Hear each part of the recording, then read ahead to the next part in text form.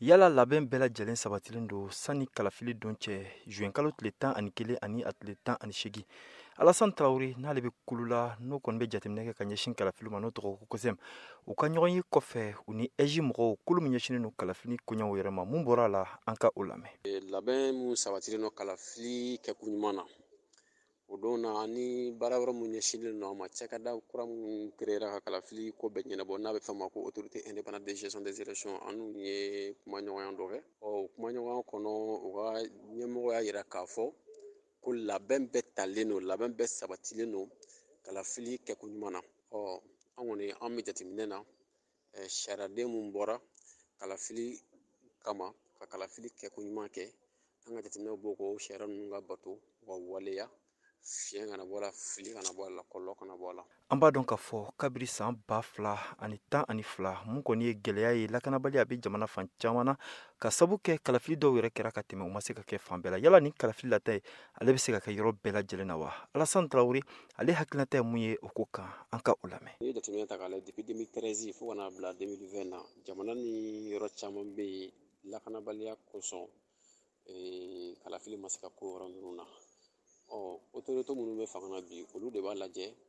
lakana hukumu kɔnɔna na yalima élection bɛ se ka kɛ fan bɛɛ wa n'a tɛ se ka kɛ yɔrɔ min na fɛnɛ u ka bɔ k'a ɲɛfɔ mɔgɔw ye élection tɛ se ka kɛ yɔrɔ la k'a kun kɛ lakanabaliya ye n'u yɛrɛ fɛnɛ ko k'a bɛ se ka kɛ anw ye jateminɛbaw ye an ye kɔlɔsibaw ye an bɛ kalafili hukumu kɔnɔna na an bɛ jateminɛ kɛ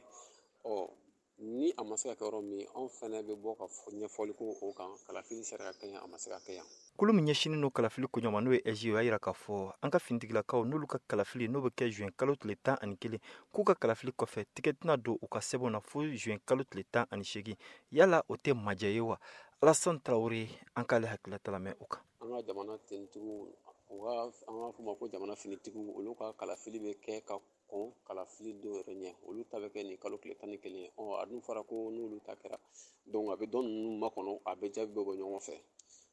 olu ka kalafili bɛ bila fɔlɔ ka dɔn ninnu makɔnɔ an ye a jɔrɔnako kuma fɔ nka autorité indépendante de gestion des élections u ye jaabi min sɔrɔ k'a fɔ an ye ko sariya kɔnɔ a fɔra ko kalafili ye tile 18 de ye nin kalo tile 18 olu mun fɔra nin ye tan ko o de ye loi ye o de ye sariya ye maintenant nin kɛra hukumu dɔ de kɔnɔ waasa tenitigiw ka kalafili bɛ se ka kɛ ko kɔlɔlɔ foyi tɛna bɔ a la ko degun foyi tɛna bɔ a la. An b'a yira k'a fɔ mun kɔni ye campagne ye ka ɲɛsin nin kalafiliba in ma ale kɔni dayɛlɛla juin kalo tile 2 tɛmɛnen Mohamed Daɲoko VOA Banbara tɔgɔ la ka bɔ Bamakɔ.